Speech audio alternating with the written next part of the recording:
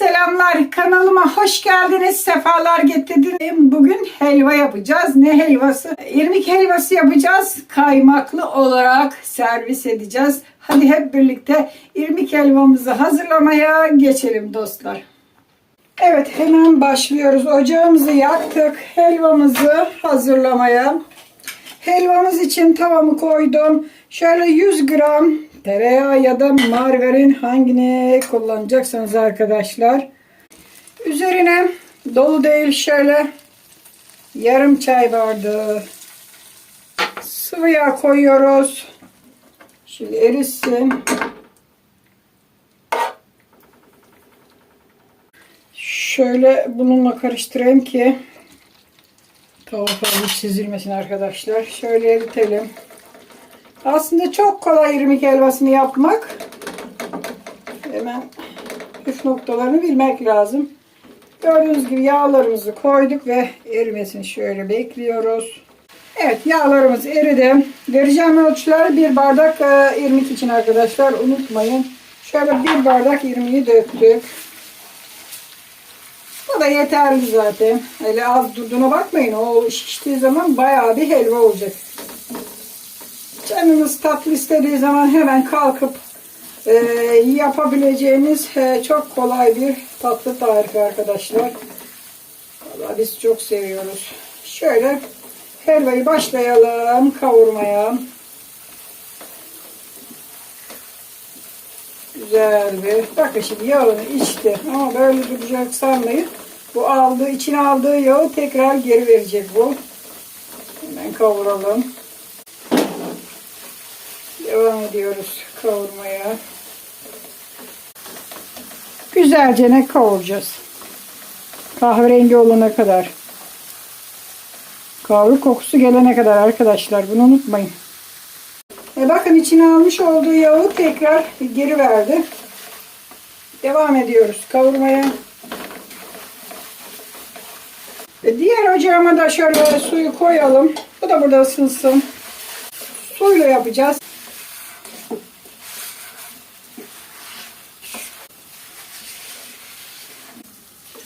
Yavaş yavaş zaten rengi dönecek. Başladı bile. Şu anda kahverengi olmaya başladı. Bir de şöyle irmik kokusu burnunuza gelmesi lazım. Bunun özelliği bu. Gördünüz mü? Nasıl? Rengi şu anda harika oldu. Kavurma işlemimiz sona erdi. Diğer ocağı kapatalım. Suyumuz sıcak oldu arkadaşlar. Şimdi suyunu vereceğiz. Bir bardak irmik koymuştum. Şimdi su ilave etsin. Geçiyoruz. Bir bardak su döktük. Hemen şekeri vermeyin. Bu aşamada şekeri verirseniz irmikler kendini sıkacaktır. Kıtır kıtır olacaktır. Hemen şekeri vermemeniz lazım. Bakın hemen suyumuz çekti. Birazcık bu suyu çektirmemiz lazım. Bir daha döküyoruz. Şöyle karıştırıyoruz. 2 bardak su döktük şu anda. Bak şimdi böyle fıt fıt bir kaynasın. Duruma göre biraz daha ilave edeceğiz.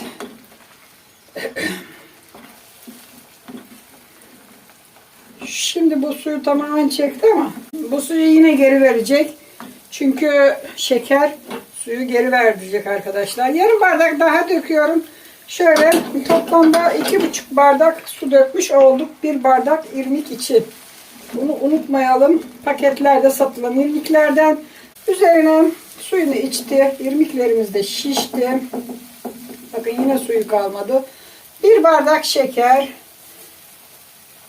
döktük ve karıştırıyoruz. Şöyle. Gördünüz mü? Ocağımı kıstım şu anda arkadaşlar. Kısmamın sebebi de yanmaması için tabii ki de. Şimdi bakın şu gördünüz mü? Şeker içine aldığı suyu hemen tekrar geri verdi. Karıştırıyoruz. Şimdi şekeriyle birlikte kaynayacak. İsterseniz içine vanilya ilave edebilirsiniz. Ama bunun özelliği böyle irmiğin kokusu, böyle kavruk kokusu gelmesi lazım. Vanilya bastıracaktır bu irmik kokusunu. Bu irmik helvası değil mi? Yani şöyle bakın fıkır fıkır biraz kaynatıyoruz. Azıcık açalım şu anda. Şeker irmikleri alsın içine. Biraz kaynasın.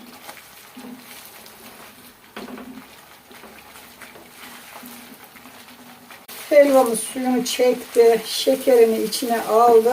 Ve artık kapatma zamanımız geldi. Evet, artık kapatıyorum. Helvamız şu anda hazır. Şöyle yapalım.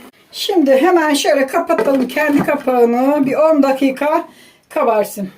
Helvamızı kavurduk. Güzel bir birebir ölçülü olarak sizlere tarifini verdim. Şimdi biraz kabarması lazım irmiğin. Daha sonra servisini hep birlikte yapacağız. Haydi bakalım. Hop. Allah be. Şu güzelliğe bir bakın. Gördüğünüz gibi süper var ya. Şöyle bir dağıtalım önce. Tanelendirelim. Kabarmış. Güzel bir içine almış. Evet, şöyle güzel bir dağıtıyoruz.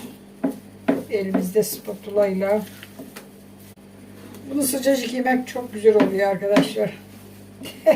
Size bir tavsiye, tamamen soğumasını beklemeyin. Sıcacık sıcacık yiyin. Vallahi çok güzel oluyor. Şöyle güzel bir kabarttık ve bakın şöyle gösterelim. Üf. Helva dediğim böyle olur ya arkadaş. Bakın bakın bakın şu güzelliğe bakın, tane tane lokum gibi bir helva yaptık arkadaşlar. Var ya tel tel dökülen harika bir helva yaptık. Şöyle bir kaba ihtiyacımız var.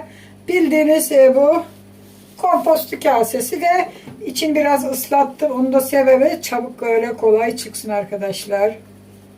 Bakın şimdi şöyle biraz koydum. Da biraz daha eksiltelim. Kasenin duvar kısımlarına doğru bakın. Güzel bir yerleştiriyoruz. Şöyle bir çukur elde edeceğiz. Evet, şu şekilde. Çukur şeklinde içine oyduk. Şurada dursun tabağımızda. Şimdi böyle bir kaymak var. Kaymağımızdan biraz içine koyacağız. Şöyle keselim bakalım bıçakla ya da kaşıkla. Şu kısmı dolduruyoruz arkadaşlar. İşte elim kaşıkla alın. Şöyle biraz daha. Şu anda tatlımız da tam soğuk değil arkadaşlar. Biraz ılık, bunu unutmayın. Şöyle koyduk. Ve şimdi üzerine tekrar irmik koyuyoruz. Şöyle bakın. Tekrar irmikle dolduruyoruz. Düz şekil yapmamız lazım ki şekli güzel olsun. Şöyle kapatıyoruz arkadaşlar. Servisimizi hazırladık. Hemen şöyle tabağı ters olarak üzerine kapatırsanız çıkarma işlemi her zaman kolay olur. Şöyle usul usul şöyle çıkarıyoruz. Evet, bu şekilde servis yapıyoruz. Üzerine ceviz serpebilirsiniz ya da bu kaymak içine zor gelirse koyması, tepesine de koyabilirsiniz arkadaşlar. Çok da güzel oldu. Evet, kaymaklı irmik helvamız hazır. İçinde saklı lezzeti. İçine sakladık. İsterseniz üzerine de koyabilirsiniz. Ne kadar güzel olduğunu kendi gözlerinizle görüyorsunuz. Evet, helvamızı hazırladık. Tadına bakmadan olur mu? Her zaman olduğu gibi tüm videolarımda her yaptığım tarifin tadına bakıyorum arkadaşlar. Hadi bakalım. İçine kaymağını sakladık. Şimdi bulalım. Şöyle yakın plandan gösterelim arkadaşlar. Bakın şu şekilde. Görüyorsunuz mu? Kesiyoruz. Ve hop. Açıyoruz ve içinde kaymağı gözüküyor. Şöyle yakın plandan size göstereyim arkadaşlar. Daha sonra tadına bakacağım tabii ki de ama tam yakın olarak içini göstermedim demeyin. İşte böyle. Hadi bakalım. En sevdiğim yer. Allah, hemencecik kaymak geldi. Şöyle hemen biraz helvasından çevirelim şöyle.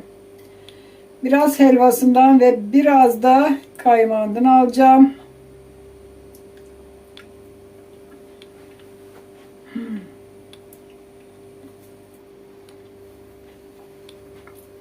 Süper olmuş. Şeker oranı da iyi. Ama birazcık daha atabilirdik. Çok az. Ama iyi. Kaymak yani şekeri hafifletiyor ya. Güzel. Kaymak girdiği zaman kaymak şeker oranını düşürüyor arkadaşlar. Onun için birazcık daha fazla atabilirsiniz. Bir su bardağı dökmüştük. Yarım su bardağı olmasın, yarımın yarısı kadar daha şeker ilave edin siz. Benden size bir tavsiye. Sadece böyle yerseniz çok iyi. Ama kaymakla birlikte olduğu için kaymak şeker oranını düşürüyor. Böyle iyi. Tam ayarında. Ama içinden kaymağı alırsanız kaymak şeker oranını düşürüyor. Süper olmuş ya. Çok güzel bir helva yaptık bugün arkadaşlar. Yeter bu kadar. Daha sonra devam ederim. Bugün lezzeti içinde saklı kaymaklı irmik helvası yaptık. Sunumunda tabii ki de kullandık kaymağı. Çok güzel oldu, lezzet verdi. İkisiyle birlikte tabii bu irmik helvasının birçok çeşidini yapabiliyoruz. Dondurmalısını yapıyoruz mesela. Kaymaklısını, tahinlisini, pekmezlisini, her türlüsünü yapıyoruz. Biz de bugün kaymaklısını yaptık. Umarım beğenmişsinizdir. Siz de bu lezzetli tarifi yaparsınız. Kolay, basit, pratik, çabucak hazırlanan bir helva yaptık arkadaşlar. Ölçüleri zaten biliyorsunuz. Birebir veriyorum her tarifte olduğu gibi.